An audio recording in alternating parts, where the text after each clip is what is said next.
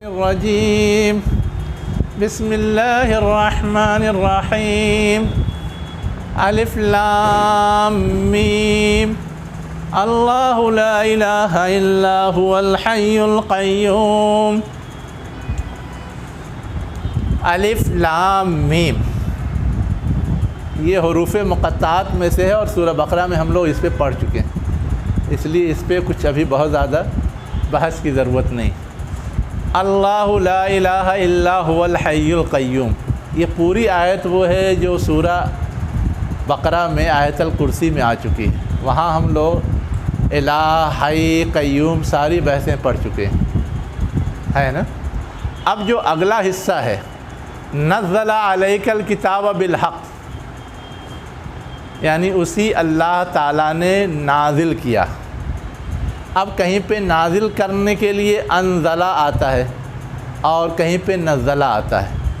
تو انزلہ عموماً ایک بارگی نازل کرنے کے لیے آتا ہے اور نزلہ دھیرے دھیرے وقفے سے تھوڑا تھوڑا کر کے نازل کرنے کے لیے آتا ہے. تو یہاں کیا کہا جا رہا ہے؟ نزل علیکہ، اللہ تعالیٰ نے تم پر نازل کیا، حضور کو خطاب کر کے اتارا تھوڑا تھوڑا کر کے کتاب کو. کتاب سے مراد قرآن مجید ہے، قرآن مجید کو بالحق، حق کے ساتھ. اب حق کے ساتھ کا مطلب کیا ہے؟ حق ہر صحیح چیز کو بولتے ہیں، ہے نا. تو یہ جو کتاب آئی ہے اس کے اندر جتنی باتیں ہیں سب حق ہے. سادہ سا مفہوم تو یہ ہو جائے گا، لیکن ایک دوسرے انداز سے اس پہ غور کیا جائے تو حق کا مفہوم ایک دوسرا بھی ہے. اللہ تعالیٰ نے یہ کتاب تم پر رہ رہ کر کے وقفے سے نازل کی ہے بالحق، ایک مقصد کے ساتھ، ایک گول کے ساتھ، ایک ہدف حاصل کرنے کے لیے. بعض لوگ اس کے مفہوم میں ایک پہلو اور اجاگر کرتے ہیں. کیا اجاگر کرتے ہیں؟ کہ پہلے کی کتابیں تو ایک ساتھ حوالے ہو جاتی تھی، لیکن یہ کتاب وقفے سے تھوڑا تھوڑا کر کے دی جا رہی ہے. اس کا بھی ایک مقصد ہے. کیا مقصد ہے؟ جس طرح ایک ساتھ بہت سارا کھانا ہضم نہیں ہوتا، ویسے ایک ساتھ ساری ہدایات ہضم ہونی مشکل ہے. لیکن اللہ تعالیٰ حالات کے مطابق، ضرورت کے مطابق تھوڑا تھوڑا کر کے نازل کرتا ہے، تو وہ ہضم ہونا، اس کو اپلائی کرنا، اس کے مطابق اپنے آپ کو ڈھالنا، سنوارنا، یہ آسان ہے. یہ بات کیوں؟ اس لیے کہ قرآن ہی میں دوسری جگہ یہ بات آئی ہے کہ جو کفار اور مشرکین تھے وہ اعتراض کرتے تھے اللہ تعالیٰ کو جو کچھ کہنا سننا ہے، پیغام دینا ہے، جملۃ واحدہ ایک ہی بار کیوں نہیں نازل کر دیتا؟ روز روز کا کیا چکر ہے؟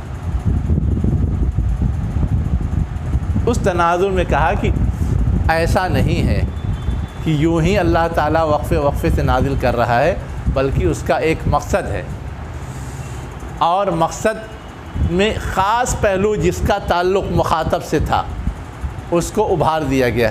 مصدقا لما بین یدیہ،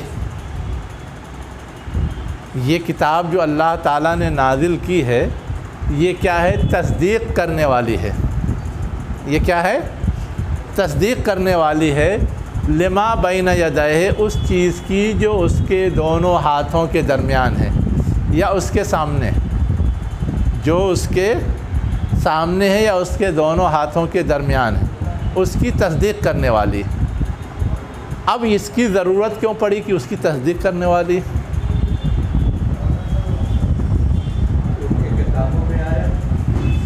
ایک تو سیدھی سادھی بات یہ ہے کہ ان کے یہاں اس کتاب کی پیشین گوئی موجود تھی، اس کے مطابق یہ تھی. لیکن ایک دوسری بات یہ بھی ہے کہ وہ کتابیں بھی اللہ کی آسمانی کتاب تھی. اس کا بھی پروف قرآن دیتا ہے نا. قرآن جب تسلیم کرتا ہے کہ ہاں توریت اللہ کی بھیجی ہوئی کتاب تھی، انجیل اللہ کی بھیجی ہوئی کتاب تھی، تو اصولی طور پر اس کی تصدیق ہو گئی. ورنہ تو اتنی تحریف ہوئی تھی، اتنا بدلا گیا تھا کہ کوئی آسانی سے ماننے کو تیار ہوگا کہ ہاں وہ آسمانی کتاب ہے، جس میں خود کتاب لانے والے کی ذات کو داغدار بنایا گیا ہو، جیسے عیسیٰ علیہ السلام کی ذات ہے،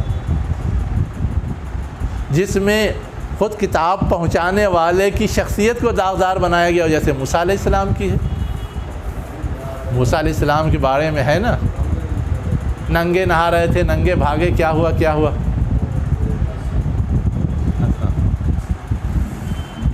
تو یہ ایک بات ہے جو مزید اس میں بیان کی جاتی ہے۔ اس کے بعد آگے کہا گیا وَأَنزَلَ التَّوْرَاةَ وَالْإِنجِيلَ، اور اللہ تعالیٰ ہی نے کیا کیا ہے، تورات اور انجیل نازل کیا ہے۔ تو اللہ نے تورات نازل کیا، انجیل نازل کیا، یہ تذکرہ کس لیے ہے؟ اس لیے ہے کہ تورات تم کو ملی، انجیل تم کو ملی، اس کو تو تسلیم کر رہے ہو اللہ کی طرف سے، اور اللہ ہی کی طرف سے یہ قرآن نازل ہوا تو تم تسلیم نہیں کر رہے ہو۔ یہ بات کس کو کہی جا سکتی ہے؟ جو اہل کتاب تھے اور وہ اس کو تسلیم نہیں کر رہے تھے، اس کے خلاف تھے، اس کا انکار کر رہے تھے، ان کو کہی جا سکتی ہے۔ تو ان کے حوالے سے یہ بات کہی گئی ہے۔ اس کے بعد آگے مزید کہا گیا ہے نا، اس کے بعد آگے مزید کہا گیا من قبل ہدی للناس وانزل الفرقان ان الذین کفروا بآیات اللہ لہم عذاب شدید واللہ عزیز ذو انتقام، کہ اللہ تعالیٰ نے پہلے جو تورات اور انجیل نازل کیا تھا اس کا مقصد بھی، اور جو ابھی تم پر قرآن نازل کیا ہے سب کا مقصد ایک ہی تھا، کیا؟ ہدی للناس، لوگوں کی ہدایت کے لیے، ہدایت نامے کے طور پر۔ قبل کا تعلق دونوں آیت سے، دونوں سے بھی ہو سکتا ہے اور بعد والے سے بھی ہو سکتا ہے، لیکن دونوں سے لینے میں مفہوم میں زیادہ وسعت پیدا ہوتی ہے۔ بعد والے میں تو ہے، بعد والا تو ہے ہی ہے۔ تو من قبل ہدی للناس، اس سے پہلے جو کچھ نازل کیا تھا وہ اور جو ابھی نازل کیا ہے، ان سب کی حیثیت کیا ہے؟ ہدی للناس، ہدایت نامہ ہے لوگوں کے لیے۔ وانزل الفرقان، اب آگے ایک بات اور کہی جا رہی ہے جو خاص ہے قرآن مجید کے لیے۔ نازل کیا فرقان، فرقان کے معنی آتے ہیں فرق کرنے والی۔ عام معنی تو یہی کہا جاتا ہے حق اور باطل میں، لیکن یہاں پر ایک خاص پہلو اور بھی سمجھنے کا ہے کہ جو پچھلی کتابیں ہیں اس کے رہتے ہوئے یہ کتاب نازل کی گئی تو آخر ضرورت کیا تھی؟ یہ سوال اٹھتا ہے نا۔ پچھلی کتابوں میں کوئی خرابی در آئی تھی، اسی وجہ سے تو نئی کتاب کی ضرورت پیش آ رہی تھی، لیکن کیا خرابی در آئی تھی یہ کیسے طے ہوگا، کیسے معلوم ہوگا؟ تو قرآن مجید یہ چیز بھی انڈیکیٹ کرتا ہے، قرآن مجید یہ چیز بھی بتاتا ہے، اسی لیے قرآن کی صفت ہے فرقان، ہے نا، کہ ان کتابوں میں جو پہلے سے موجود تھی کیا صحیح بچا ہوا ہے اور کیا کیا غلط چیزیں گھسا دی گئی ہیں، داخل کر دی گئی ہیں جو قابل تسلیم اور قابل عمل نہیں ہے۔ تو یہ خاص خوبی اب صرف قرآن مجید کی ہے، پچھلی کوئی کتاب چونکہ محفوظ نہیں ہے اس لیے وہ فرقان کا رول پلے ہی نہیں کر سکتی، فرقان ہو ہی نہیں سکتی۔ اب صرف فرقان اگر کوئی کتاب ہے تو وہ صرف قرآن مجید ہے، اس لیے اس خاص صفت کو جو گویا ایک طرح سے کسوٹی کی حیثیت رکھتا ہے اس کو اجاگر کیا۔ وَأَنزَلَ الْفُرْقَانَ، اللہ تعالیٰ نے نازل کیا فرقان۔ ہاں انزلہ کا جو اوپر آیا ہے، ہاں ہاں انزلہ کا مطلب ایک بار کی، ہاں ہاں نزلہ تھوڑا تھوڑا، ہاں ہاں یہاں پہ انزلہ الفرقان، ہاں ہاں فرقان سے بنیاد قرآن شریف کو بالکل لے رہے ہیں۔ یہ تھوڑا تھوڑا ہے۔ نہیں، ہم کو اصل میں جو چیز سمجھنے کی ضرورت ہے کہ پورا قرآن فرقان کی حیثیت رکھتا ہے، ہے نا، اس کا رول جو فرقان کا ہے وہ پورے قرآن کا ہے. اس کے پارٹ تو ہماری سہولت کے لحاظ سے اس لیے نازل کیے گئے کہ پارٹ کو لینا، پارٹ کو یاد کرنا، پارٹ کو عملی جامہ پہنانا، پارٹ سے رہنمائی حاصل کرنا آسان ہوگا. یہ صرف ہماری ضرورت تھی، لیکن بحیثیت مجموعی پورے قرآن کا یہ رول ہے کہ وہ فرقان کی حیثیت رکھتا ہے. اور وہ جو بھیجا گیا یا ہم کو دیا گیا تو اس میں ایک بارگی اور دو بارگی مسئلہ نہیں. یہاں صرف یہ کہنا کہ پورا قرآن جو تمہارے حوالے کیا گیا، یس جو تمہارے حوالے کیا گیا، اس کی بیسک حیثیت یہ ہے کہ وہ اب کسوٹی ہے. جو پہلے سے کتاب موجود تھی اس کی خرابی بھی بتائے گی، اور اس میں جو اچھائی ہے وہ بھی بتائے گی، اور سب کے لیے یہ پیمانے کا کام دے گی. جی، اور پھر آگے وارننگ بھی دے دی گئی. کیا؟ ان الذین کفروا بآیات اللہ، یعنی اس قرآن کے آ جانے کے بعد، اللہ کی ان آیات کے آ جانے کے بعد اب اگر کوئی انکار کرے گا، لہم عذاب شدید، تو ان کے لیے سخت عذاب ہے. واللہ عزیز ذو انتقام، اور اللہ غالب ہے، انتقام والا ہے. یہ اتنی سخت بات کیوں کہی گئی؟ یہ اصل سوال ہے سمجھنے کا. اس لیے کہی گئی کہ اللہ تعالیٰ نے جو رسول بھیجا اور قرآن بھیجا وہ تو لوگوں کی خیر خواہی میں بھیجا، لوگوں کی ضرورت کے لحاظ سے بھیجا. اب اگر کوئی اس کی قدردانی نہیں کرتا ہے بلکہ اسے ریجیکٹ کرتا ہے تو گویا اللہ کی عنایت، اللہ کی بخشش، اللہ کی مہربانی کو ریجیکٹ کر رہا ہے، اور یہ جرم زیادہ سنگین ہے. عام حالات میں نہ ماننا یہ تو جرم تھا ہی، لیکن خاص حالات میں جبکہ اس کی ضرورت کے تحت وہ چیز پرووائڈ کی جا رہی ہے وہ تو اور سخت ہو جائے گا. ہم کسی کی مدد کر دیں ایسے ہی، ٹھیک ہے، کوئی مدد کو قبول کرے نہ کرے، لیکن ایک شخص مدد کا طلبگار ہے، مدد کی اس کو انتہائی شدید ضرورت ہے، اور اس وقت ہم مدد کریں اور ریجیکٹ کریں تو یہ ویسے ہی غلطی ہوگی جو عام حالات والی تھی یا اس سے زیادہ سخت. اس لیے کہ اب تو آپ ضرورت مند ہیں اور آپ نے ایک طرح سے گویا اپنی کیفیت یا حالت کے لحاظ سے اپنی طلب، اپنا مطالبہ رکھ رکھا ہے، اپنی ضرورت پیش کر رکھی ہے.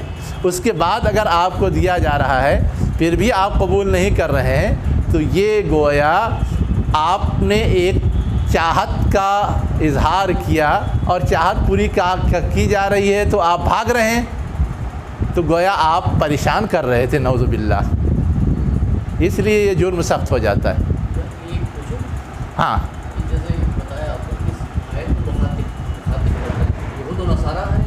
ہاں اہل کتاب ہیں، یس یہود و نصارہ دونوں.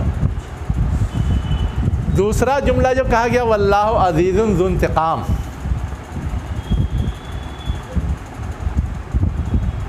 یہ جملہ کہا کیوں گیا؟ یہ میں نے سوال اٹھایا تھا.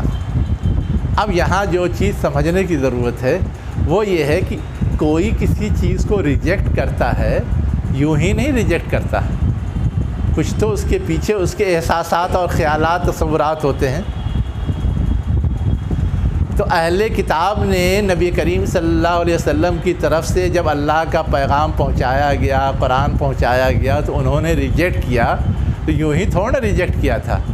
ان کے بھی اپنے خیالات، تصورات تھے کہ ہمارے پاس پہلے سے کتاب موجود ہے، ہم کیوں ان کی کتاب لیں؟ ہمارے درمیان پہلے سے رسول آتے رہیں، ہم دوسروں میں کے درمیان آنے والے رسول کو کیوں تسلیم کریں؟ یہ خیال تھا نا. تو کیا اللہ کی کتاب کو تسلیم کرنے یا اس کے رسول کو تسلیم کرنے کے لیے ایسی کوئی شرط ہے کہ ہمارے گھر میں پیدا ہوگا، ہمارے خاندان میں پیدا ہوگا، ہمارے علاقے میں پیدا ہوگا تو ہم تسلیم کریں گے ورنہ نہیں کریں گے؟ یہ تو گویا اپنی منمانی ہو گئی نا. اللہ بہتر جانتا ہے کہ وہ اپنا رسول کس کو بنائے. واللہ یعلم حیث یجعل رسالتہ، ہے نا. اللہ بہتر جانتا ہے کہ قرآن یا اپنی کتاب کس کے ذریعے پہنچائے. تو جب اللہ نے ان کے ذریعے بھیج دیا اور اس کے سارے پروف اور ثبوت موجود ہیں، تمہارے یہاں پہلے سے اس کی پیشین گوئی موجود ہے، پھر بھی تم ریجیکٹ کر رہے ہو، اس کا مطلب یہ ہے کہ اللہ کے حکم، اللہ کے آرڈر اور اللہ نے پہلے سے جو تم کو نصیحت کر رکھی تھی تمہاری کتابوں میں، ان سب کو نگلیکٹ کر رہے ہو، اپنے آپ کو بڑا سمجھ رہے ہو اور یہ سمجھ رہے ہو کہ میرا کوئی کچھ بگاڑ نہیں سکتا. اس لیے کہا عزیز، وہ غالب ہے جس کا جو کرنا چاہے کر سکتا ہے. اور تمہاری یہ جو غلطی ہے اس پر تم کو وہ رسوا کرنا چاہے، ذلیل کرنا چاہے، اس کی بھی اس کے پاس پوری صلاحیت ہے. یہ اردو والا انتقام نہ سمجھیے گا کہ کسی نے بدلے کے طور پر کسی کو تکلیف پہنچائی. نقمت کا جو لفظ آتا ہے وہ صرف آتا ہے کسی کو اس کی خرابی یا غلطی یا کیا کہتے ہیں بد عملی پر سزا دینے کے. انتقام کا مطلب ہے، ذو انتقام کا مطلب یہ کہ تم کو تمہاری بد عملی، غلط حرکت یا اس کبریائی یا بڑا بننے کی غلطی پر تم کو جو سزا دینا چاہتا ہے دے سکتا ہے، اس میں کوئی رکاوٹ بننے والا نہیں ہے، کوئی روڑا پیدا ہونے والا نہیں ہے. تو اب جب اللہ تعالیٰ نے یہ ڈکلیئر کر دیا تو گویا ایک طرح سے تنبیہ کر دی اور دھمکی دے دی کہ اب تم بچ نہیں سکتے، تمہارے خلاف کوئی نہ کوئی کارروائی ہو کے رہے گی. اور تاریخ گواہ ہے کہ ہو کے رہی. ان سے امامت اور دنیا کی پیشوائی چھین لی گئی اور ساتھ ہی ساتھ وہ مٹا بھی دیے گئے. ان کے لیے اب غالب پوزیشن میں آنا ناممکن سا رہ گیا. یہیں بات ختم کی جا رہی ہے. وآخر دعوانا ان الحمد للہ رب العالمین.